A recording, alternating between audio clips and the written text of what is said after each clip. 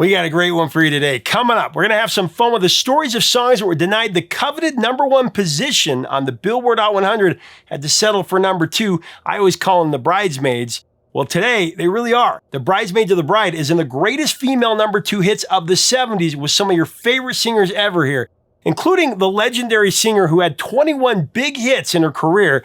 But most people are shocked when they realize they were all written by someone else, and most were cover songs. And then there's the story of the song that was inspired by an unfortunate incident where a beloved dog was nearly blinded in one eye from a rock thrown by a garbage man.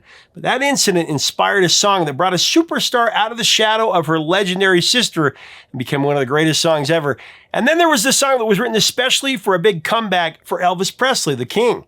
But he passed away before he could record it. It was almost buried forever until a female group turned it from they changed it from a male perspective to a female smash, and it's a really sexy song. And finally, the famous female who turned a jingle, written for a bank commercial, into an all-time standard. And then 3 years later, she did the same thing with a song written for a toddler's TV show. Only she could have done this. It's coming up next on Professor of Rock. Hey, music junkies, Professor of Rock, always here to celebrate the greatest artists and the greatest songs of all time.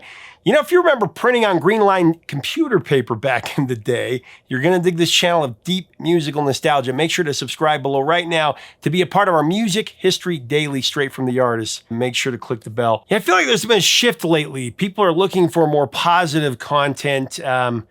We're going to stay away from the negative as best we can to still tell the stories behind the songs. Let us know what other content you'd like to see. But today we've got a special episode for you.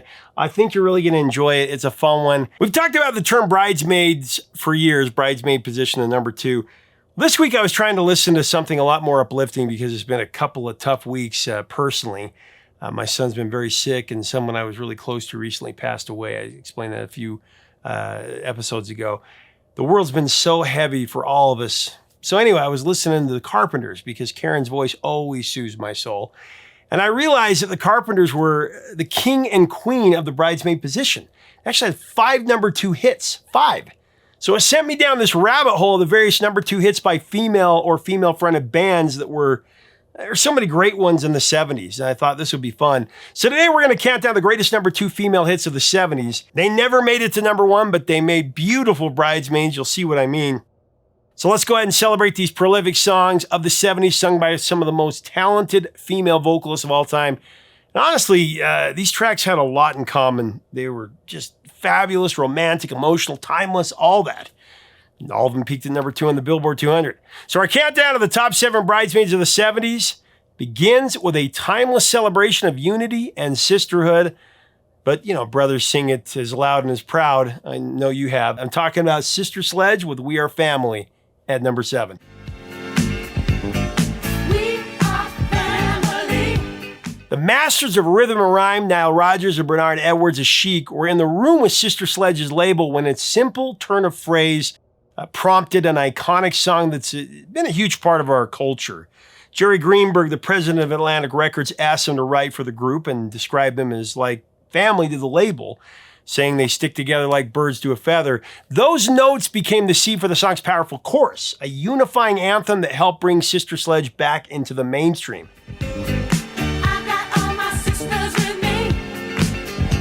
The melody actually came after the idea, with a family-centered theme at the very heart of an anthemic party jam. We are family. Nile Rodgers recalled what happened with some interesting nostalgia. That little musical snippet right after the line, "Get up everybody and sing," that actually came from a song called "Do What You Want to Do" by a group named Children of God. Everybody sing. We are family. He recalled seeing them perform at Woodstock with Martha Velez on lead vocals and her brother Gerardo behind the congas during Jimi Hendrix's legendary set.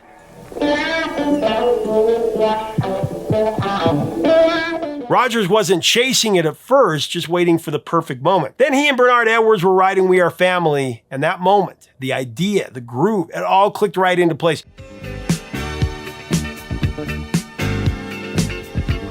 Okay, so Sister Sledge was made up of Kathy, Debbie, Joni, and Kimmy Sledge. They were from the city of brotherly love, Philadelphia, Pennsylvania. And they released their debut single, Time Will Tell, in 1971, and they also sang backup for Philly groups like the Stylistics. If I'm ever gonna be your girl. They released albums in 1975 and 1977, but they didn't get much attention until their third album, which was We Are Family. That was issued in 1979 with the lead single, He's the Greatest Dancer, climbing to number 9 in the U.S. He's the greatest dancer. Why? And then came their collaboration with Rodgers and Edwards, and they really scored, fronting the number 2 bridesmaid smash, We Are Family, a track played to lift spirits virtually everywhere. Get up, everybody, and sing. Now, Kathy Sledge, who sang lead, didn't actually know the lyrics when she recorded her vocal. When she went into the vocal booth, they refused to let her learn the lyrics beforehand or even have the lyrics with her in the booth. Now, Rodgers and Bernard Edwards fed her every single line through her headphones because they wanted her vocal to have a spontaneous feel, and it worked. And we fly just like birds of a feather. The song has become a pop culture scorcher, like I said. Originally, it was the Pittsburgh Pirates baseball team in 1979 who grabbed onto it first. They made it their theme song of an amazing season. Just don't tell Pirates fans that Sister Sledge, they're from Philadelphia. The Pirates were led by Willie Pop Stargell. The team made an incredible comeback in the World Series, and this song was the motivator. They were actually down 3-1 to the Baltimore Orioles, and they came back to win it all. As they greet the old pro, Willie Stargell. It was personal to the Pittsburgh Pirates, representing players of different backgrounds coming together as one. And actually, the words "the family" were emblazoned on top of their dugout during the World Series.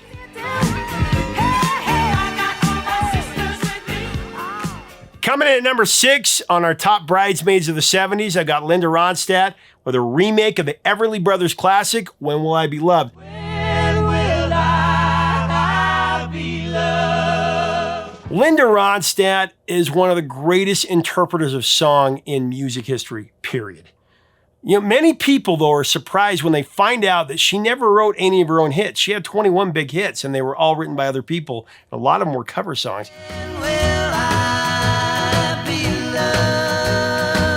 Linda was one of a kind, with a one-of-a-kind voice, and her legendary career was built on her ability to take other people's songs and transform them into definitive performances, making them all her own. Her biggest hits came from outside writers. There was, You're No Good, Jackie DeShannon had recorded earlier. Good, you're no good. Baby, you're no good. Blue Bayou, written by Roy Orbison and Joe Melson. Made to Blue Bayou. It's So Easy, of course, written by Buddy Holly and Norman Petty. It's so easy to fall in love. Heat Wave, written by Holland Dozier Holland. Where love's supposed to be is like a heat wave. Somewhere Out There, written by Barry Mann and Cynthia Weil. And, of course, When Will I Be Loved, Everly Brothers. So most of those are covers.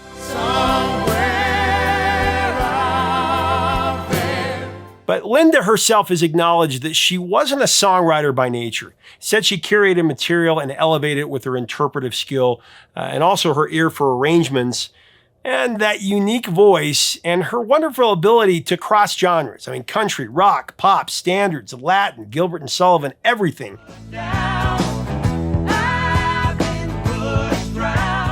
So Linda Ronstadt stood at the edge of the recording studio, headphones slung around her neck, listening to the old grooves of the Everly Brothers spinning through the speakers.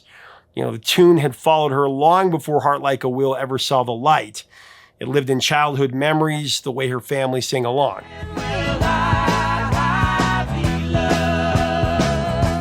The song gave her a warm recollection of harmony and heartbreak that felt both familiar and urgent to her. Linda's producer and manager, Peter Asher, carried a passionate vision for her career path.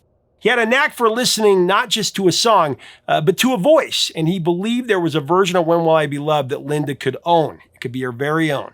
Not a carbon copy, but a fresh modern take that could sit right in Linda's range and still carry that ache of the original. Such a great song.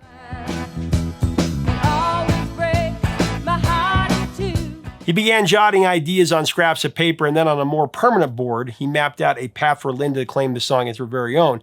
Now, the studio sessions became a collaboration between memory and reinvention. Linda sang with the clean tone that she has, and that fearless vulnerability that would anchor her seminal album, Heart Like a Wheel, while Peter Asher created the arrangement towards something both respectful of the past, but unmistakably contemporary.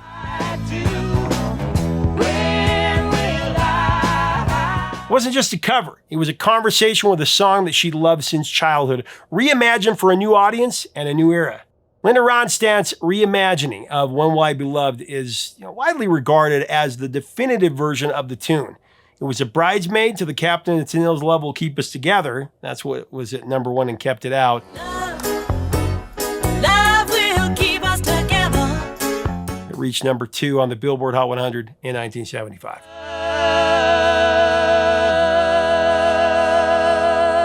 Back to the countdown of the top 7 bridesmaids of the 70s. At number 5, we have a classic song that's been elevated in the last 20 years or so by placements in movies and TV shows as a great little ditty. It's Maxine Nightingale with Right Back Where We Started From. The story behind Right Back Where We Started From by Maxine is a tale of unlikely beginnings and a runaway hit. J. Vincent Edwards worked with Maxine on a production of the musical Hair, and he loved her vocals on Fool by Al Matthews. He collaborated with producer Pierre Tubbs and co-wrote the lyrics for Back Where We Started From.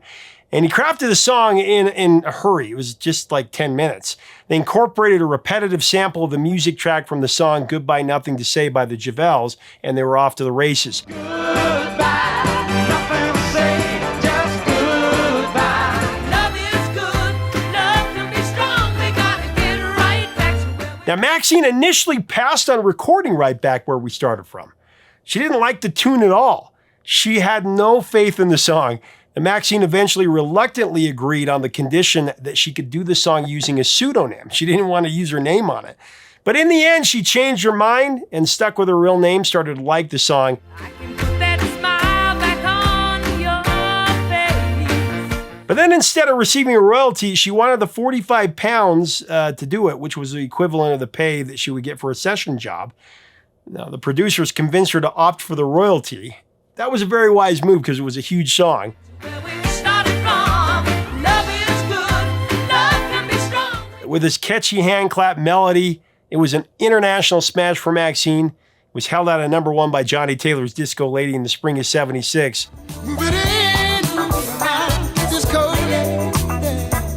Now, she was a one-hit wonder for almost 4 years till she hit the top 5 one more time in 1979 with Lead Me On. Say, come on and lead me on. And had she given up that royalty, it would have cost her millions. So it's a good thing they talked her into it. Love can be strong, we gotta get right back to where we started from. So I want to take a moment and mention today's sponsor. You know that one guy in the friend group who hit a crazy 5-leg parlay week 1 and wouldn't stop bragging about it the rest of the season? Yeah, that guy could be you with MyBookie. MyBookie makes it insanely easy to get in on the action. College ball, NFL, super contests, and survivor pools, you name it. All the spreads, player props, and in-game lines you could want all under one roof. And if you're new to MyBookie, you get a little extra juice. Check this out. Use our code ROCK, R-O-C-K, and any bet you choose up to $500 is fully covered. Make your play, and if it doesn't hit, you get it right back when you opt in using your Bet Back bonus token. No better time to jump in, no better place to play. Football's back. Let's make some money with MyBookie. All right, coming in at number 4 on our countdown of the top 7 bridesmaids of the 70s. This one's a blast from the past. It's going to bring back some cool memories. It's actually a song that comes from a writer looking into the eyes of man's best friend. Number 4, we've got Crystal Gayle with Don't It Make My Brown Eyes Blue. And don't it make my brown eyes blue? Now, every 70s and 80s kid remembers Crystal Gayle. First and foremost for her long hair that almost touched the ground, right? Beautiful flowing hair. And don't it make my brown eyes? Crystal Gayle's number 2 hit, Don't It Make My Brown Eyes Blue, it actually came from a pretty unusual spark. It was originally titled Don't It Turn My Rainbows Blue, and the songwriter behind it, a guy named Richard Lee, he had a dog named Amanda. with a blue-tinted eye. Now, this was after an accident. Now, Amanda used to lay by Richard's feet as he was riding, and one day Amanda gazed up at him with those big brown eyes, and an image stuck with Richard. Okay, so the accident, that happened when a trash collector threw rocks at Amanda trying to shoo her away, and one of the rocks hit her in the eye. Poor doggy. A cataract gave Amanda's eye its blue cast, and that distinctive look sparked the title and the mood for Don't It Make My Brown Eyes Blue. Pretty cool. Don't it make my brown eyes blue? It all blossomed into the crossover classic that we know today. Now, the song sits in the same emotional wheelhouse as I've Cried the Blues Right Out of My Eyes. That was a track that Crystal Gayle cut in 1970 that her older sister, Loretta Lynn, wrote for her, and it became her first hit. The blue right out of my eye. Now, in that tune, the tears wash away the blue and the eyes turn gray. A neat symbolic echo of the emotional arc that Crystal would mine again on hits to come. Eyes are gray, the blues are washed away. Now, in Don't It Make My Brown Eyes Blue, Crystal's vocal magic happened right away. She actually nailed it on the first take. They were going to do a second or a third, and the producer's like, no, she's got it. She actually said, that was a first take. I didn't re-sing it. It fell into place beginning with Pig Robin's opening piano. Don't know when. The studio was spellbound that day by magic, pure and simple. Before Don't It Make My Brown Eyes Blue, Crystal Gayle had a few hits on the country charts, but she was very much in the shadow of her famous older sister, Loretta Lynn, who was a country legend before Crystal was even in high school. But she hit the jackpot with Brown Eyes Blue. Give me no reasons, give me alibis. Off the back of that success, Crystal did a slew of TV appearances, and for many viewers, it was their first glimpse of Gayle, her hair flowing down to her feet, and a presence that felt both timeless and incredibly fresh. But honey, now I do. Don't It Make My Brown Eyes Blue was a crossover sensation. It went to #1 on the Billboard Country chart, hit the top of the charts in 15 countries, and it became her signature song. It also hit top on the AC. And she doesn't even have brown eyes, actually. They've always been blue. Make my brown eyes, don't it make my brown eyes? It was held out of the #1 spot by a big one, You Light Up My Life by Debbie Boone. And of course, that was one of the biggest singles of the 70s, and that held the top spot for 10 consecutive weeks in the fall of 77. Light up my life. So she ran into a freight train, otherwise she would have had a #1 hit.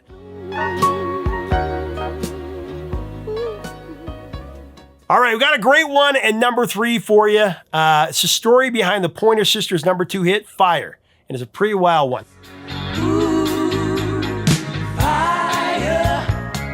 Now, Bruce Springsteen actually wrote this song for his childhood idol, Elvis Presley, in 1977, after seeing Elvis live and jotting down something he imagined for him. He even sent Elvis a demo, hoping the king would cut it. Tragically, though, Elvis died before he could record it, so the track, the opportunity, that never came to fruition. And there was also the story about Bruce Springsteen climbing over the walls of Graceland to try to go meet his idol, and security caught him, and he never got to. I don't even think Elvis was there.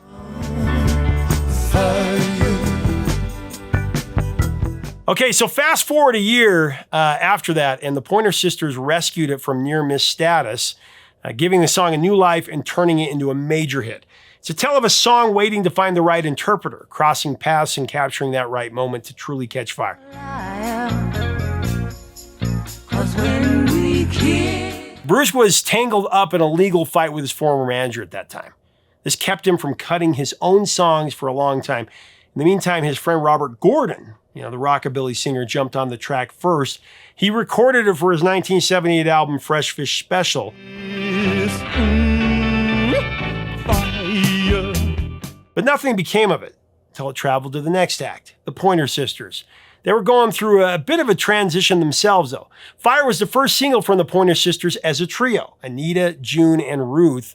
It was cut for their November 1978 album, Energy, with Anita delivering the lead.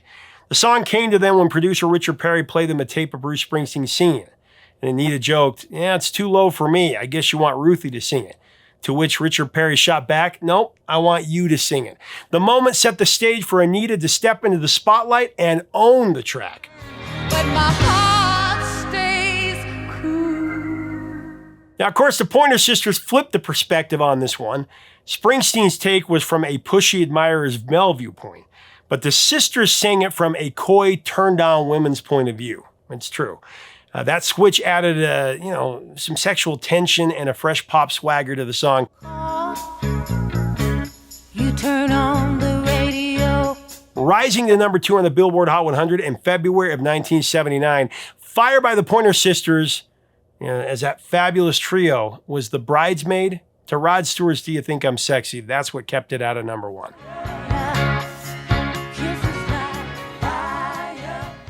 The bridesmaid song in our bridesmaid position at number 2 today is a song from Bond. My name's Bond. James Bond. I'm talking about Carly Simon's incredible song, Nobody Does It Better, coming in as a bridesmaid once again on this countdown. Nobody does it better. Nobody Does It Better by Carly Simon, of course, the theme song from the 1977 James Bond film The Spy Who Loved Me. The music was composed by Marvin Hamlisch, who was a big-time composer of movie themes such as The Entertainer from The Sting. And the lyrics were written by Carol Bayer Sager. Carly was the only choice to sing the song. It was because of her seductive vocal style. Half as good as you. Producer Richard Perry makes an appearance again. He believed her massive 1972 hit You're So Vain shared a thematic link with the new song's confident yet slightly vain narration.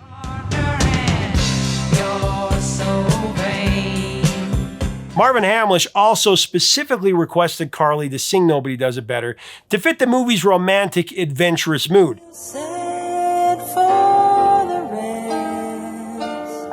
Now, a notable trivia point about Nobody Does It Better is its title.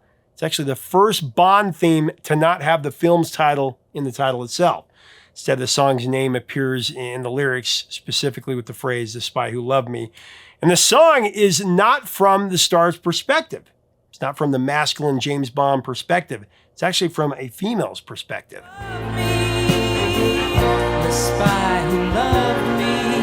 It resonated well beyond the movie, earning acclaim and remaining a staple on classic radio and compilation collections, bonding, so to speak, Carly Simon's place in the musical legacy of the 007 franchise. I think it's top 5 easy best songs from the Bond movies.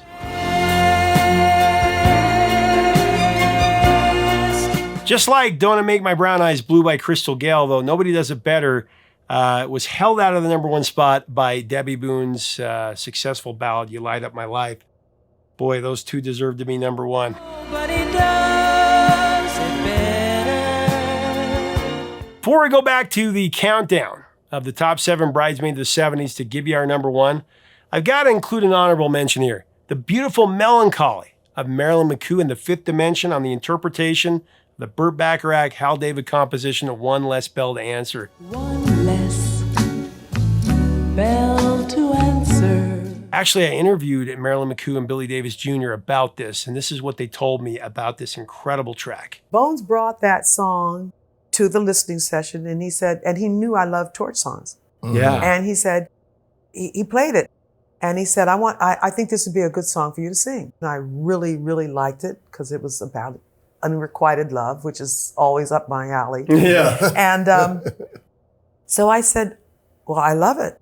Dionne Warwick was singing The demo. the demo. Yeah. And I said, that's Dionne. And he said, yeah. I said, Why didn't she why do didn't it? she sing it? And then he said, I don't know why she didn't sing it. He said, but do you want to sing it? I said, well, sure. Yeah.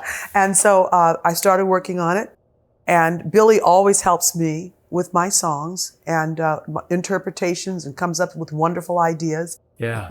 And one thing that he came up with that everybody would say to me, how did you come up with the idea of saying one less bell to answer instead of one less, you know?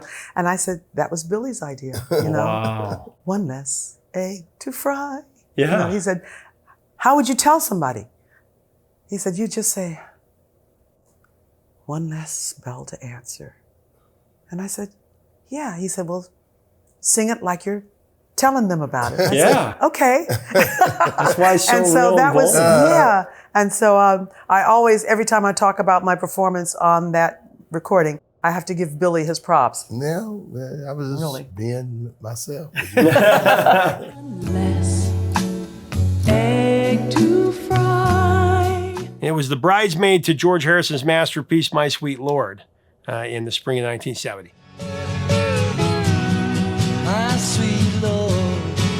All right, it's time for us to unveil the ultimate number 2, the number 1 bridesmaid of the 70s on our countdown. And not only is this female fronted band our pick for the number 1 bridesmaid of the 70s, they are the number 1 bridesmaid overall. They had 5 number 2 hits, talking about Karen Carpenter and her brother Richard, the Carpenters. Now, I picked Karen for her tremendous vocal on We've Only Just Begun from 1970. We've only just begun. You know, to think I used to loathe the Carpenters. I used to hate them. I just didn't get it when I was younger. I thought they were terrible. I thought they just weren't cool. They were cheesy. And boy, was I wrong. Now Karen Carpenter is my favorite female singer. I mean, she can bring a tear to my eye with just one note. She can break my heart with another. Overall, the Carpenters had crazy numbers. 2 number 1 hits, 5 number 2 hits, and 2 more that went to number 3. In a perfect world, that would have added up to 10 number 1 hits, very close.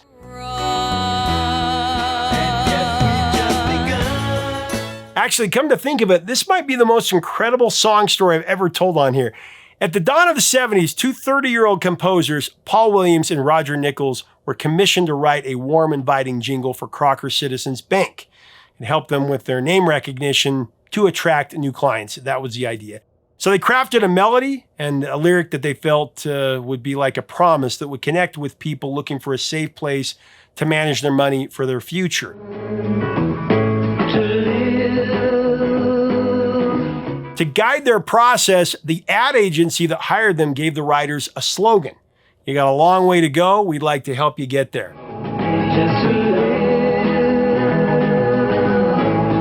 And the visual would be a couple getting married in the commercial. They took the slogan and the visual and they created a 60-second song. They felt like they had a pretty good jingle, to pull people into the bank. That's what they wanted to. They liked it.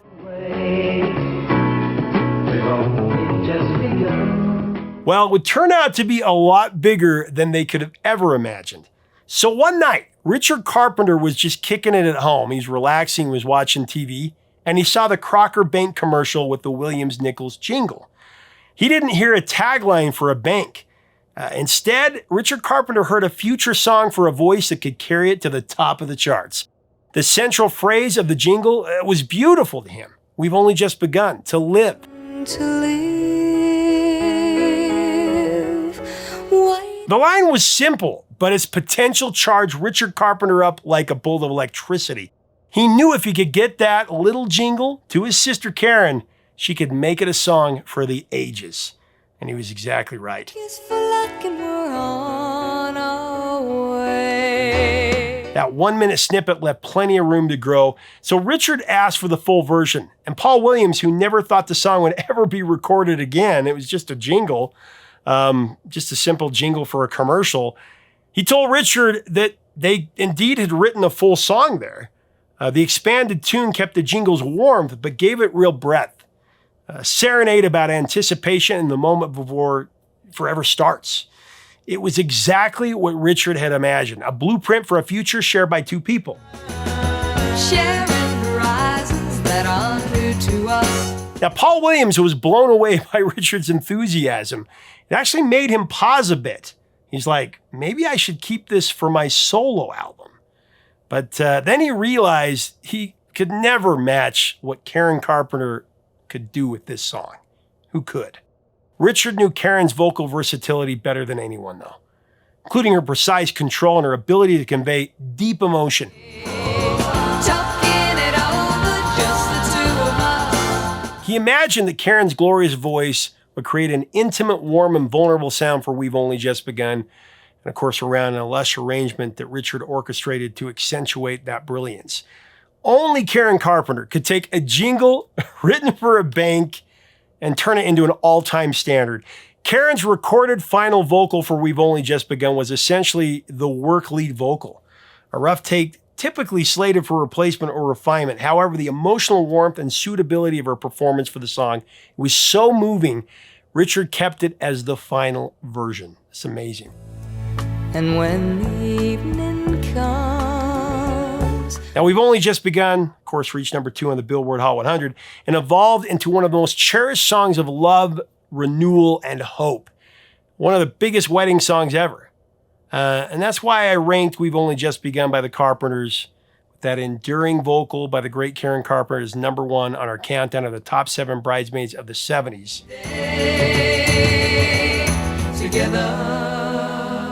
Now, Karen would follow that number 2 hit with 4 more number 2 hits, including the emotional Rainy Days and Monday, the sing-along classic Superstar, the heart-wrenching Hurting Each Other, and another classic, Yesterday Once More.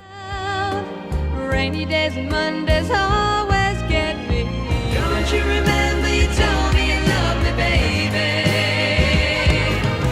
Hurting each other, we go on. It's yesterday once more. As well as the number 1 hit, Top of the World, and the number 3 hits, For All We Know and Sing. Your love's put me at the top of the world. Sing a song.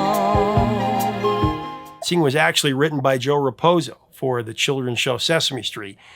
Joe was a staff songwriter for Sesame Street, and the song became one of the biggest of the program's history. Sing a song. It was sung in English and Spanish and done in sign language.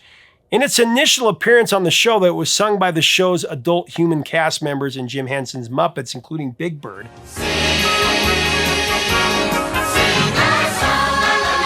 Of course, just like she did with the 60-second jingle written for a bank, she made the children's song a classic.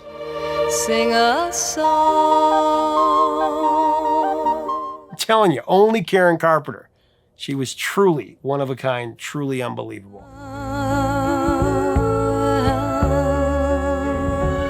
The 70s gave us a generation of bridesmaid classics, songs gifted to us by amazingly talented women who carried both the melody and the moment with eternal magnitude, I'm telling you. I hope you enjoyed our countdown. What else would you like to see? I'd love to break down some of these other hits by the Carpenters. Let me know if you'd like to see that. And maybe we do a number 2 for the 80s, a female-fronted or male or bands. Let me know. We would love to talk about it. And let me know your memories of these songs. Man, we've only just begun. One of the great songs of all time, and these other ones. Let's have a great discussion below. If you like our content, we invite you to subscribe. We'd love to have you as part of our community. Till next time, 3 chords and the truth, my friends.